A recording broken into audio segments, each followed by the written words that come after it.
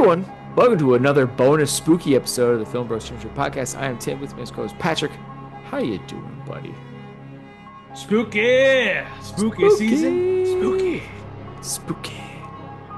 Um, I like it. Doing okay. Yeah, Uh, we finally hit a bad one. This week. yeah. This didn't hit as strong. This one. No, I saw Hard Eyes. Hard Eyes was my choice for this week because Yeah, Tim wanted a slasher. You picked a slasher, so I was like, I picked a slasher too that came out this year because I want to catch up on all the movies I missed while my back was hurt, yeah. and would have been happier not ever seeing this movie. It's not I great. yeah. You probably should not have gone just with slasher to slasher. And just went with your gut. There's some things I thought were all right. It wasn't the worst thing I've ever seen, but No, it, no, but like it's Hard lacking. Eyes, it it can't decide whether it wants to be a total spoof or a serious slasher, and so it kind of like puts both feet Right. in the world, and it just doesn't work at all for me. Yeah, there's a part of me that almost feels like it's trying to be Happy Death Day, but just can't pull it off the same way. Like Yeah, Happy Death Day is like pretty perfect on railing that line, you yeah, know? And I don't exactly. this movie doesn't really do it. It doesn't pull it off very well. And it's And not I that any don't of the acting is bad or anything like that. exactly It's what the I was gonna tone. say. Yeah, yeah, Just the exactly. tone just feels off. It's just yeah, there's some things just not lining up with it. Like I never feel any, tension with the lead characters because it just seems so too silly. Because Yeah. like because of like, the silliness going on. So I'm like, I know they're fine. Yeah. You know? Especially because you kind of feel like you get the end result of what they're going for. You'd think the Um, best friend was going to be somebody who might die, but like, no, nobody we ever care about ever gets hurt except for maybe Devon Sawa. no, we bring the Care best about him. friend back to make a joke at the end. Well, that's why too when well, I guess I don't want to give things away, but when you see a couple of characters, you're like, well, is this the Ian Holm problem? Problem. Yeah. Or it's half the Ian Holm problem. Okay. So it got me on that. Yeah. Tim called this early on as to who the killer was. And I was like, yeah, probably. I think I Yeah, was just too because annoyed by everything else to even like think about and care. that's fair. Because again, there's just wasn't enough. I mean, it started strong. It did start I strong. liked the opening kills. Everything were really good. That was fun. I Yeah, liked that sequence. That was good they sequence. You're right. they were fun in the The beginning, stuff at and I the vineyard. Yeah. yeah, everything at the vineyard was fun. I was almost kind of hoping it was kind of going with this like let's just go with a serial killer that's just gonna kill douchey people. And that would have been fun in its own horror comedy-esque way, right? But then it's like, nope, we're not gonna quite go there. And again, that was the problem And the what was whole the movie. motivation for this? Like specifically targeting couples? To me, it seems like, and it doesn't mesh. Don't get me wrong. It doesn't quite mesh to what they were going with, but at least the end argument seemed to be that didn't mesh with the rest of the movie. But again, to be clear, that it was a couple that both had an equal kink and were just executing this to Yeah, they satisfy their like killing, but it mutual doesn't seem kink. like it. Yeah, it was like they liked killing, but like, but why couples? Why? Yep. Why would this motif of lovers? Nope. Nope. Nope. Not there. It's not there. No, It's not and it's there. like, all right, Yeah, okay. even I mean, sorry, people, but it's a two-person job, but even who the second person is like pretty easy to figure out. Um, well, yeah, to be fair, you're right. But still, anyway, who the people you have to actually figure out who the killer is, because this is a movie where you're gonna figure it out, or you should be able to figure it out. It's pretty easy to figure out. You know what I mean? Like there are some random movies out there that exist that's like, yeah, there's no way anybody's gonna figure that out, and why would you set up something for someone to figure out that was not possible to figure out? This was not that movie.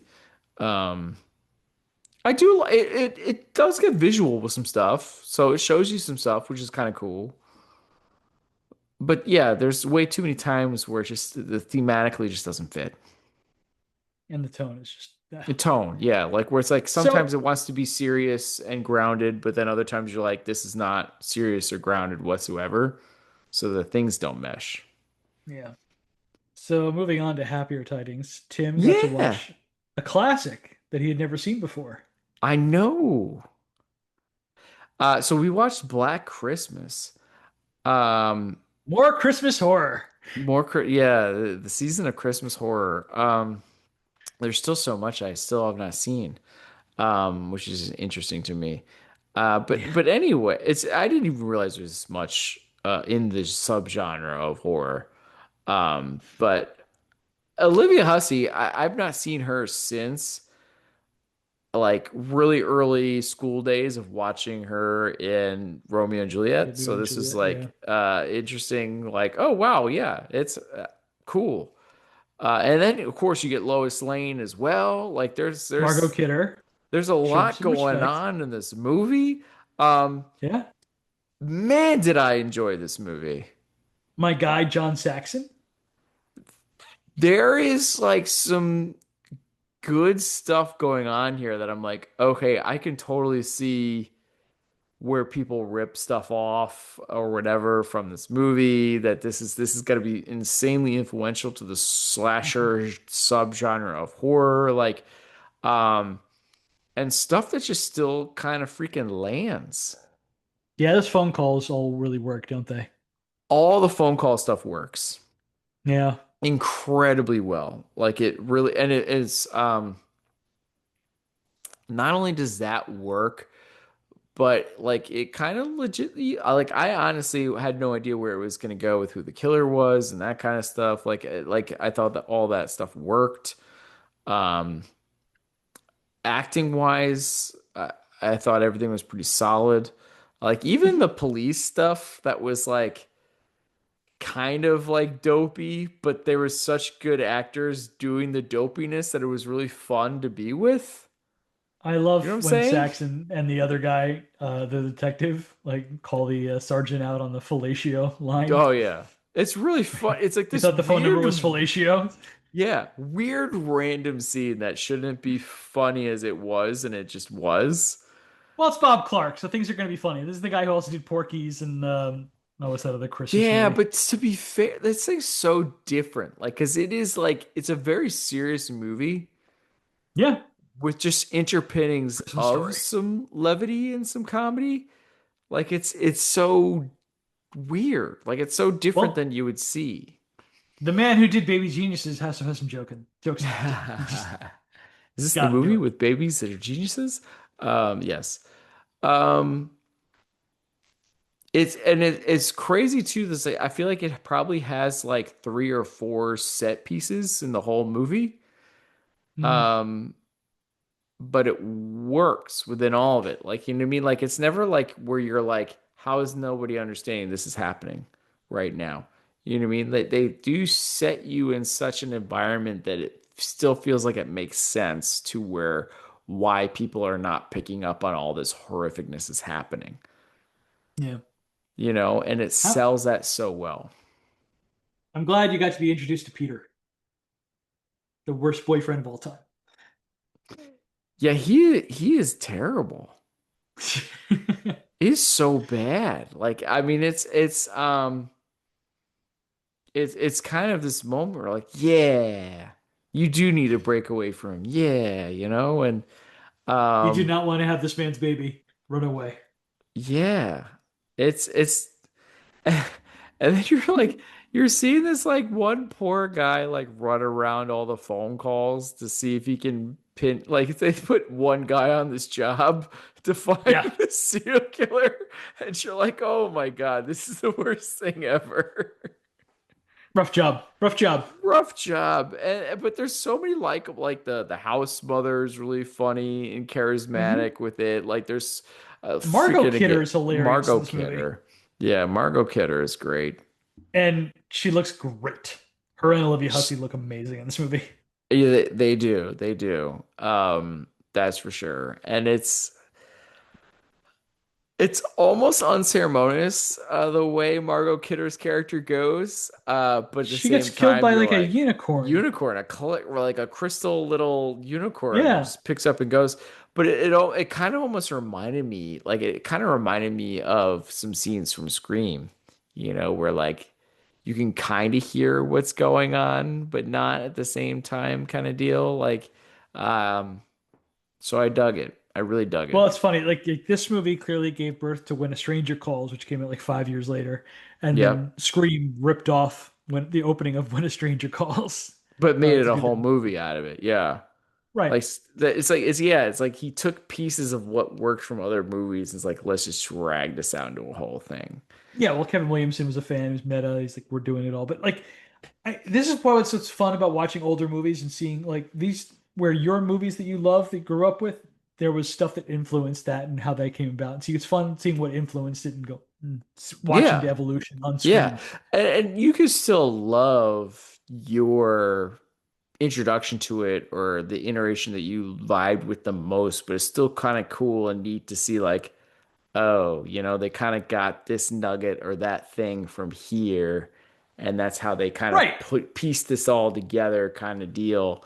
And I think that's such a cool idea of when, like, I hate when everybody's always harping on like, well, I did this or I did that first and all this kind of stuff. It's like, but we all like take things and ideas from other people and kind of mash things together to create something new. And like, I hate when people harp and call it The something Beatles were else. one of the most creative bands of all time, but a lot of their early stuff was just ripping off of old R&B bands. And like so it Right. doesn't make the Beatles bad, doesn't make they're better than those R&B bands that are an artist. It's just it's awesome watching things have a conversations Yeah. with each other. And I The get, Beatles started influencing the Beach Boys, and the Beach Boys started influencing the Beatles, and that stuff's great. right. Unfortunately, sometimes the Rolling I Stones got influenced always, by the Beatles, and that didn't turn out great, but otherwise. and it reminds me because um, gosh, why can't I think of his name? Drummer for um, Dave Grohl. yes. I love Hmm. the story of Dave Grohl talking about where he got his drum stuff from. Disco. It- Yeah. yeah, he's like, oh, I took it from this, and I forget who he was talking about. He's like, he finally It was got the to Gap talk. Band. Yeah, he got to like talk to the drummer. He's like, oh my gosh, like I owe so much to you, and he's like, I know. Yeah. Like it wasn't like I'm yeah, you're an ass, but it's like, oh no, like yeah, I get it. Like I know a lot of your stuff is my stuff, but just done differently. Like it's what it is. Right. And like it was a cool moment because I think it was him talking to Pharrell or talking about him talking to Pharrell or something. It was cool. Yeah. But yeah, Black Christmas is great. Yeah. Classic, well-earned title of classic, and I'm glad you finally got to watch it. Do you think I need to rewatch the remake or do you think I'm good? What do you think? You've never seen the remake, so it would be a rewatch for Exactly. you. Do you think should I go for the remake? Some people are like, yo, I sometimes think you remakes are should better see than the remake. originals. I should see the Oh, it's remake. not better. It's very different. But yes, you should see the first remake from like 2006. I do not Right. recommend seeing the one from like 2024. It is Oh, they made not great. another one? There's a third Black Christmas. Yeah. Oh. It's completely different and basically is not a remake and does very much its own thing, and I don't like it at It's like all. name only. Yeah. Oh, okay. Heck with that. Yeah. So yeah, anything else? I think that's it, man.